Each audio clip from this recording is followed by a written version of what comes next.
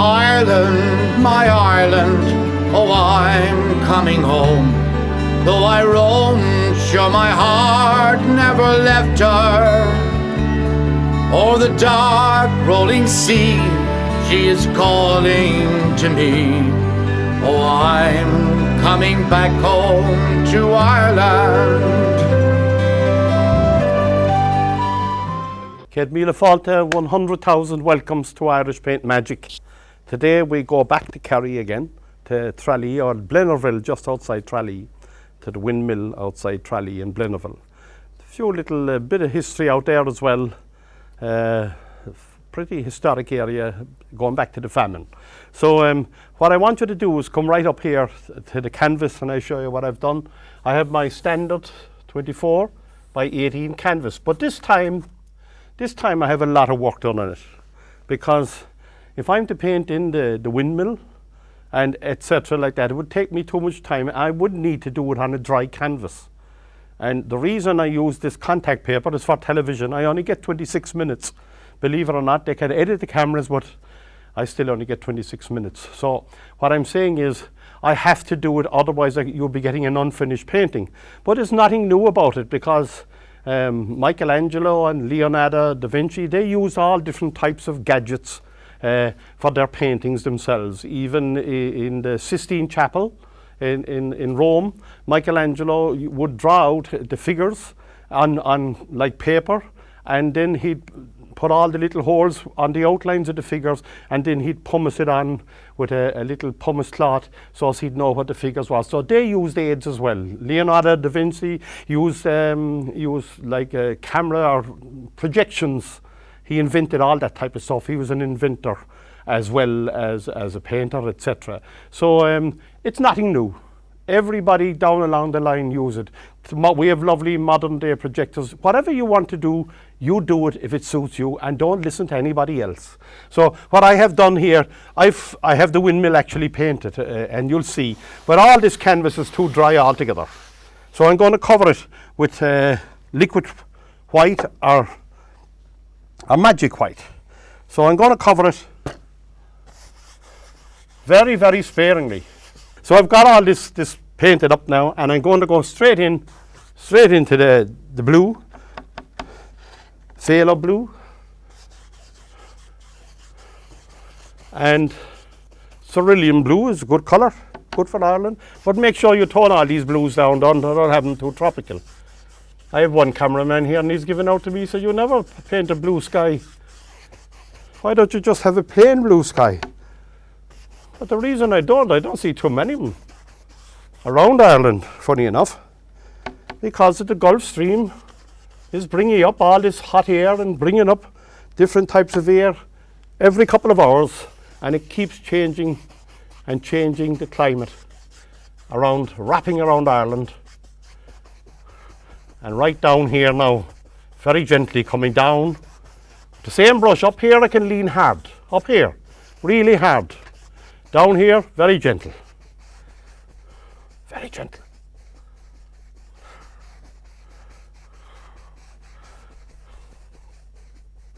Our two cameramen that ran this morning are back. They're back. Now here we go. I'm going to darken the top again. Maybe a little bit of crimson and maybe a little bit of black. Because to bring your eye down into down here, to lead your eye down. This will stop your eye running off the canvas.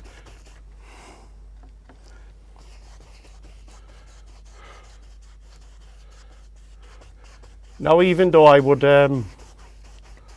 only get the 26 minutes to do these paintings, when they're dry, I would add a lot more into them in my own time. In my own time. But just to keep you happy and our director of the program happy, and everybody around here, we use little tricks of the trade just to help each other and to give you a good idea of how these paintings are created, and more or less a kind of a finished painting, okay? Reasonably finished anyway. Now, there we go. I'll pull this paint out quite flat. Pull it out flat.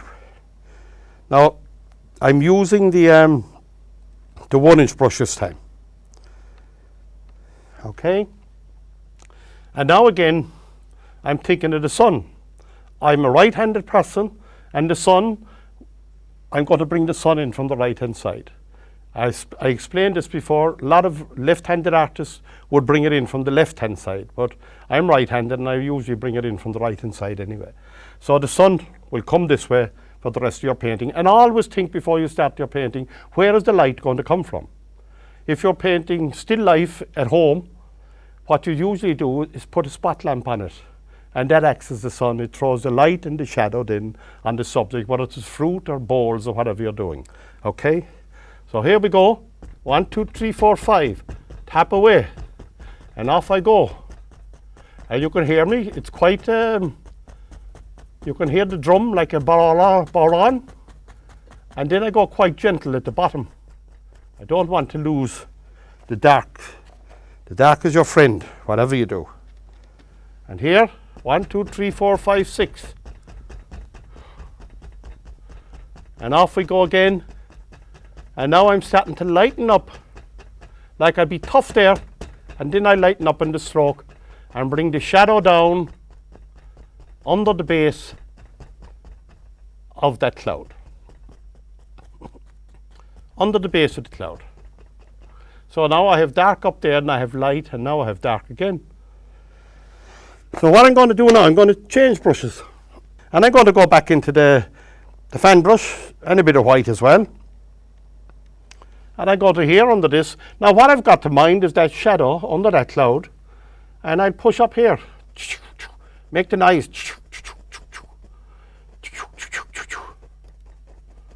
Push it up. Don't be afraid. And let it run down into your shadow again, down here. Right down, and then hit it here and there. Don't go to any great trouble now, because you're going away into the distance here. So don't go to any trouble at all. Okay? There. And I'm going to soften all this. And I go very gently, going to go across the whole lot.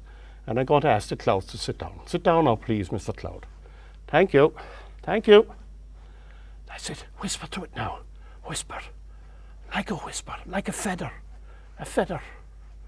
And now you'll see there's a variety of clouds there. You can actually see, like this one was done with the 1-inch brush, but it's the same principle, that the light against the dark and the dark against the light. Now you'll notice the one I done with the fan brush is much more broken. You get lots and lots of these clouds in Ireland, and they're kind of little floaters. And if you just move on and don't fiddle and go away from it, you'll get all that type of stuff. Okay? So there's no problem with that. Down here, I'm going to come down here, look, with the same dirty blue I have on the brush here. So it's the same blue, a bit of crimson, and a little bit of black. And I'm going to come back down there a little bit. Just a little bit. I don't want to go to any great trouble. Because there's a bridge here that I have in, and I don't want to, I need the reflections to go down. So there's water coming in under that bridge there, and I really don't want to lose out on the reflections. I'm only just going to out through the wall there, and this I'm going to leave it. But all these brush strokes now are horizontal, so I'm going to leave that there, just like that, just like that. And believe it or not, the director of programs has allowed me to have a drink of water. He's really getting soft in his old age. Now, let's get back here. I'm going to introduce a little bit of grey there, perhaps. Wait till I see now. I can go back into this brush again. So if I get a bit of black here, there's artists, professional artists, and they're tearing their hair out now. And they say you should never use black in your painting. But look at the black. Look at it. There's crimson already in it. I don't have to mix it. It's done for me. It's the lazy man's way of doing it. But it works. It works. Really dark here now alongside of myself. Okay? Really dark. It's really dark here. And here I go now. I'm going to pull out here. And as I go up, I'm going to let it get a little bit lighter there, look. The liquid white, or the magic white, is mixing with the paint, and it gets lighter then as you go back. So it makes your life much easier. But again now, the strokes are here, are all horizontal, that way, okay? So now, I'm going to pull off this contact paper so you'll know what I'm talking about. And as I said, don't be afraid to use all these aids. By the way, contact paper can be purchased in any hardware store. They just have it in rolls and you can cut it to any shape you want it in after that, okay? So I want the cameras to come up here because I'm going to pull this off. And I have the old windmill of Blinnerville here, and the town, and the old bridge going over there. If you come along this way and go over the bridge, you'll head in for Tralee. And what I've got to do now is coax all that sky down, right down here. Now you will appreciate the fact that there is no way I could have painted in that windmill in 26 minutes and all this type of thing, but I'll do the most of it for you. It's quite historical, this area. As I said, during the famine, I just wiped the old brush here. During the famine here, a lot of people used to immigrate from, all the Kerry people from Blinnerville. So it is quite a historical area. Now, I'm going to coax this down, pick up a little bit of paint here, and I'm going to coax that right down here. Now all this water is all tidal in here. As far as I know it is anyway. Ireland, my Ireland. Just get a little bit of white here now. There was a fella called Roland Blinner-Hassett. He was the guy that, I think around 1800 he built this windmill. He saw there was an opportunity here for grinding corn and all that type of thing for the home market and for export to London and to all parts of Britain. So he built this thing here, and it has been there since. But I'm going to coax all this down now, right down there. Now I'm going to get some, I got to wash that brush now. He was a British settler, and you know, I think Blinnerville is actually called after him, Blinner-Hassett. The village itself of Blinnerville. Now, so it was used for grinding and all that type of thing. I've just cleaned the old brush there. But back in the 1800s, there was at least 100 windmills in Ireland, all over Ireland. And I think there's only 3 working windmills left now in Ireland, as far as I know. And you know, as I said, they were the greatest invention of their time for grinding down corn and all that type of thing. Okay, so I'm going to go back up here. I need to coax this around here now. Now what I've got to do is pull the wall of, I'm going to get a little bit of Van Dyke brown all along here, under the wall there, look, and there. And in under that there. I'm using the fan brush now. It's a number 6 fan brush now is what I'm using, okay? This was, it entered the Guinness Book of Records one time as being the biggest working windmill in Ireland. So it did. Here, in the bottom of this here now, there would be another, there'd be another shadow in there, look. It would be darkening under the wall there. Now there's also, if you're on holidays down here, there's a historic steam railway coming out from Tralee out to here. And there's everything there. There's craft shops and every type of thing here. It's a beautiful, beautiful area. I spent many an afternoon here. A cup of coffee, lazing around in the craft shop, all that type of thing. Now I'm going to darken to see the arches here. There's 5 of them. There's a couple of smaller ones over there. But I'm just going to go into the Van Dyke brown a little bit more there. But in 1845 up to about 1850, all the people around, especially around the Kerry area, would all have immigrated from Brynnerville because of the famine that time. They couldn't live in Ireland anymore, and you know the story yourself now. I don't have to be going back into that again. But there was sad times, but it saves a lot of people because they went out into the new world. And I'm just going to pull this down now. A lot of them done very good, more of them didn't. And but that's the way life is. Everybody can't be successful, but at least they got an opportunity outside of the country. Now I'm going to wash the old brush again here. There's little bits of highlights there, and I'm going to introduce them and mix a little bit of colour there. A small bit of white, a little bit of white, a bit of yellow ochre, small bit of yellow ochre, and a small bit of sienna. Now I don't want it too bright either. So what I'm going to do, the colour on the wall will actually come down a little bit. Look, I'll do it with the knife. I'll keep away now from where the arches are because it wouldn't come down, but in between them it would. But there's a sad story as well attached to this here, you know, because the man, Blinner Hassett, that built the windmill, that was turning one day and he killed his own wife. So she got a blow on one of the wings of it, and she was killed. So that was pretty sad for a man, you know, that put a lot into the area. And I suppose he created a lot of employment at that time when there was no employment. But whatever happened, she must have got careless or something. But anyway, she got caught and was killed. So that was pretty sad. But the whole lot fell into disrepair then. Now, back in the 1850s, and in 1982, Tralee Town Council purchased it.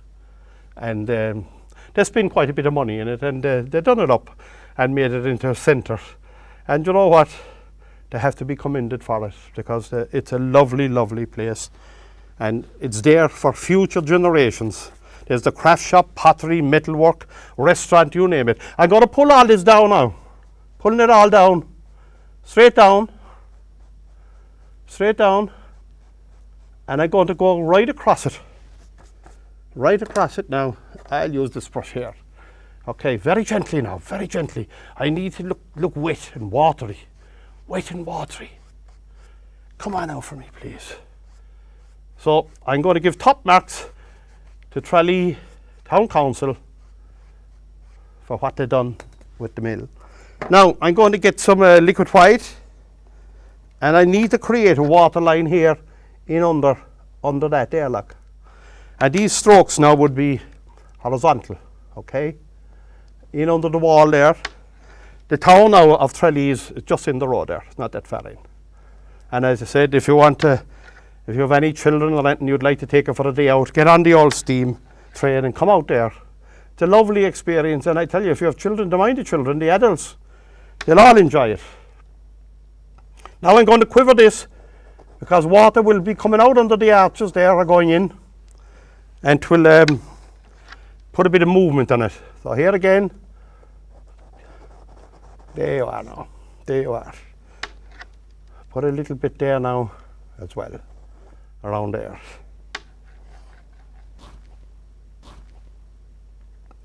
And all along here.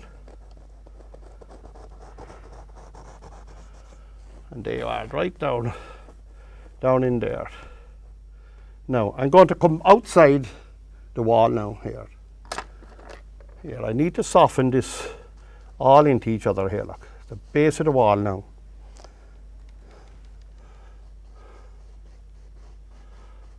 Right up. Come on out for me. There you are, it'll soften that out there. I actually came down here one Sunday, I think. I was down here, and I came up here, just up here now, exactly this area, and I painted this live. I painted it. The only thing is when you're outdoors, your easel, you have to tie them down with strings, and because of the wind catches, you can imagine, like a sail, it would catch. Now, do you know what I'm going to do now? There was a lot of gravel there, and what I'll do is just do little bits of gravel there, okay? So what I'm going to do now, I'm going to get a bit of white spirit, bit of white, and I'm going to thin it out.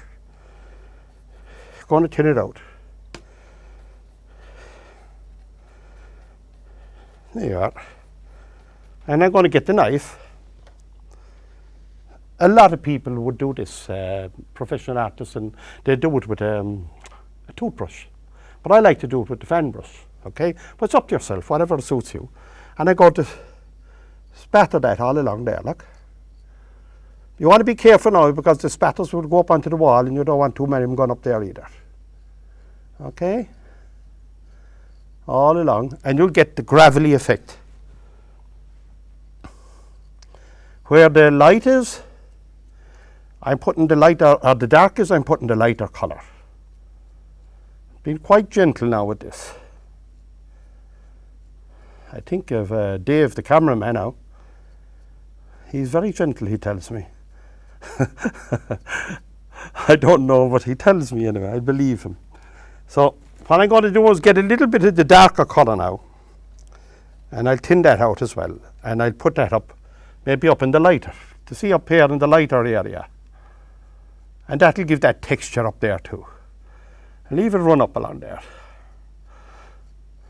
Now, leave it come down now into this here, and you'll get all the texture you want.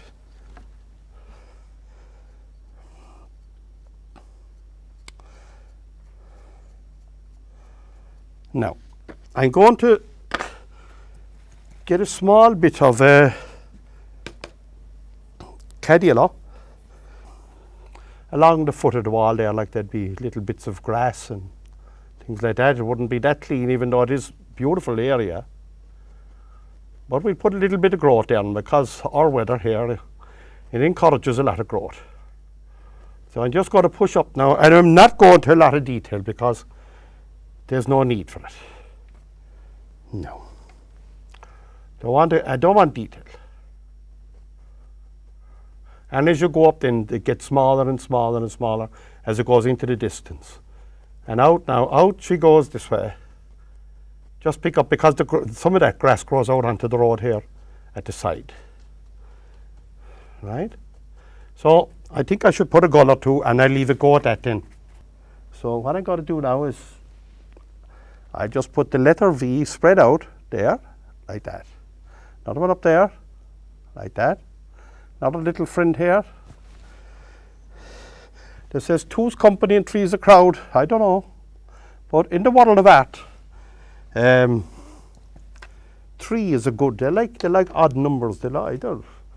It's really up to yourself, but this says odd numbers. And I believe flower arranging, the same thing applies. Now here we go. The bottom of the V there, look, touch it, and outside, look, out the tips of the wings, outside, and the bottom one here,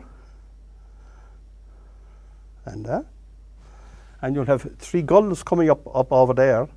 I don't know now, I don't think I'll do any more. But what I'm saying is, I spoke to you at the start of this program about using aids or whatever you can. If you want to buy a projector or whatever, it will help you. Or any kind of a drawing aid if you're not able to draw yourself. But if you want to do it without the aids, think of shapes. Think of just the shapes. Like if you look at this windmill, look at the shape of it. It's no difference than a salt cellar that you'd buy in the supermarket. And the same applies to lighthouses. That's all it is. And put a few windows and a few doors in it, and that works. But think of shapes. If you think of animals, think of a matchbox. And put legs on the matchbox and round one end of it, and maybe the other for the head and the rear end.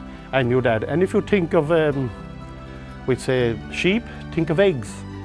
The shape of a sheep, and just put if you paint the sheep creamy colour and put a dot on the bottom of the sheep, a black dot, you will have a sheep grazing. Just think of shapes.